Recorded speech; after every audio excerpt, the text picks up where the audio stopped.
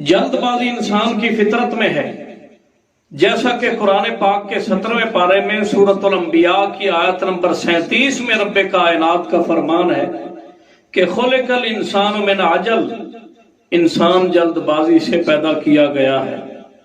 اور قرآن پاک کے 15ویں پارے میں سورہ بنی اسرائیل کی آیت نمبر 11 میں اللہ پاک فرماتا ہے وَكَانَ الْإِنسَانُ عَجُولًا، کہ انسان جلد باز ہے۔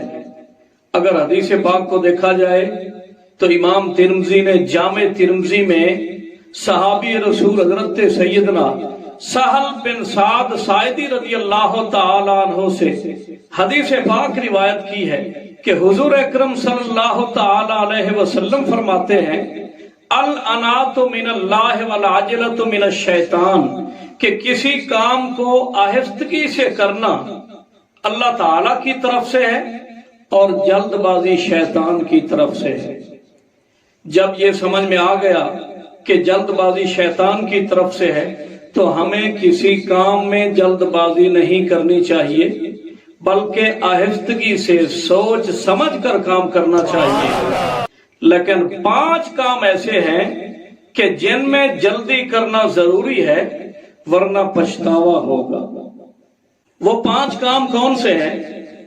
حلیت الاولیاء میں امام ابو نعیم، تفسیر کبیر میں امام رازی اور احیاء العلوم میں امام غزالی لکھتے ہیں کہ حضرت حاتم اصم رحمت اللہ تعالی علیہ نے فرمایا العجلۃ من الشیطان ولکن العجلۃ سنۃ فی 5 مواد، فی دفن المیت وفی تزویج البنات وفی اداء الدیون وفی اعدار الطعام للمسافر وفی التوبۃ بعد المعصیۃ، کہ جلد بازی شیطان کی طرف سے ہے لیکن 5 کاموں میں جلدی کرنا سنت ہے۔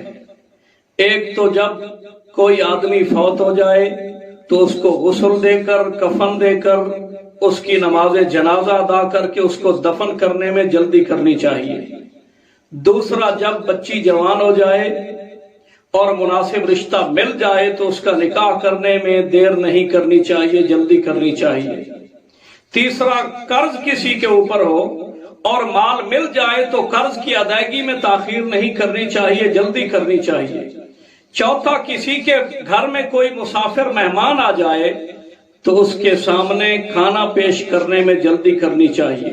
اور 5واں، جب کوئی آدمی بھول جائے، غلطی ہو جائے، گناہ ہو جائے، غافل ہو جائے، اس کے بعد اس کو موقع ملے تو توبہ میں جلدی کرنی چاہیے۔ اسی لیے خضر راہ طریقت واقف اسرار حقیقت حضرت خواجہ فرید الدین عطار رحمت اللہ تعالی علیہ فارسی زبان میں فرماتے ہیں کہ جو گناہ نقد آمد در وجود توبہ نسیان دارد ہے سود، دارین آمد کاہلی کردن خطاست،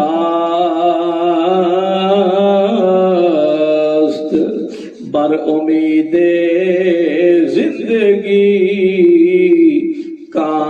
بے وفا۔